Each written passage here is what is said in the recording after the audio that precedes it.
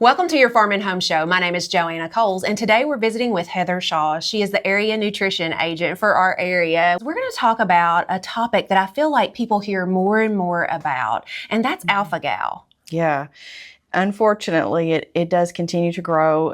Not just Kentucky, but the whole United States is seeing a large increase in numbers. So alpha-gal syndrome is a condition that you can get, and it's most notably from the Lone Star tick. In Kentucky, that's the only vector that we've seen that actually causes alpha-gal syndrome.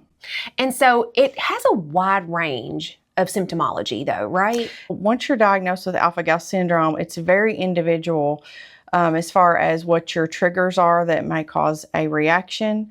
But it kind of across the board, we think about beef and pork, things from red meat. It's often called red meat allergy, but it's more than that. So if you react to that, you'll react to or could react to anything with alpha-gal. So also derivatives of, and so not just pork, but also maybe things that contain lard, like our green beans, and also not only like beef and pork, but also gelatin, which is a derivative of those things. And so it's an individual basis, but most everyone will react just to the straight beef or pork cut of meat. But then how far that goes and what someone's triggers are, and including dairy too, sometimes it's very individual. Coming up next week, actually, we're doing a webinar statewide. We have about 30 counties registered for the watch party. And then we have over 1,000 individuals that have also registered to watch this webinar at home. We're really excited to get this information out. We have a new publication we'll be sharing at this point, and we're really excited to be able to help people and give them practical ways to navigate this diagnosis. They're going to learn about what the background is, like how someone could acquire alpha-gal syndrome, what triggers could present in their life, not only dietary, but also lifestyle management, because alpha-gal can run into the personal hygiene products, because sometimes it's in our toothpaste, it's in our shampoo, it's in our lotion. Not everyone will react, but we want people to be aware of these things.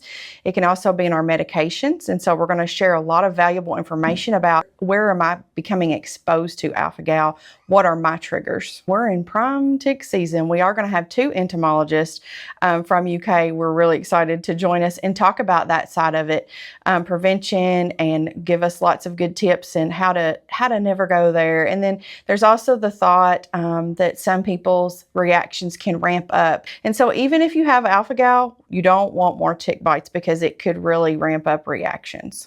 Yeah, so the sensitivity can change, either for the better or for the worse. Over time, we're seeing really great things. If you can hold those off, you may become less reactive. You may go into remission. It's not ever said to be cured, but you can possibly go into remission if you can keep away from the ticks. All right. Well, Heather, I appreciate you visiting with us today. We're going to visit with Amy because she's going to tell us a little bit more about the watch party here in Warren County. Thank you. Sounds great. All right, so we have Amy Lawrence, our Warren County NEP educator here. And Amy, you guys are going to host a watch party here at the Extension office for people to come and watch the webinar, but you're also going to do some other things. Yeah. We're going to incorporate some alpha-gal safe food recipes in our watch party. So if you want to come and watch the Zoom together and hear from the experts, that's great. But we're also going to sample these recipes. One recipe I'm excited to try is actually one of our calendar recipes this year for the NEP calendar, and it is chicken burgers. So if you have alpha-gal and you're missing those cheeseburgers or those hamburgers, we're going to make a slider chicken burger and sample that so you can get some ideas. I also have a sheet of dozens and dozens of recipes that are available on our NEP website that are alpha-gal safe too, that I will have ready to give to people so that they can have a resource to go to find some safe foods that are already approved by dietitians as being alpha-gal safe. No cost to attend. We would just ask that you would register with the QR code that is going to be shown. And if you would register by Wednesday at noon, that will give us an idea for food preparation, what to expect. I should have some other recipes there to sample besides the chicken burgers. So we're looking forward to a good time Thursday at 6 o'clock. All right. And some people, they might not feel comfortable with the technology. And this watch party allows people to come and maybe meet fellow alpha-gal. Yes. And having that community, I think, is important. Maybe swap recipe ideas or what has worked for them, what products have they found that they might want to avoid, maybe even sharing provider ideas. Thanks for watching, and we'll see you next time.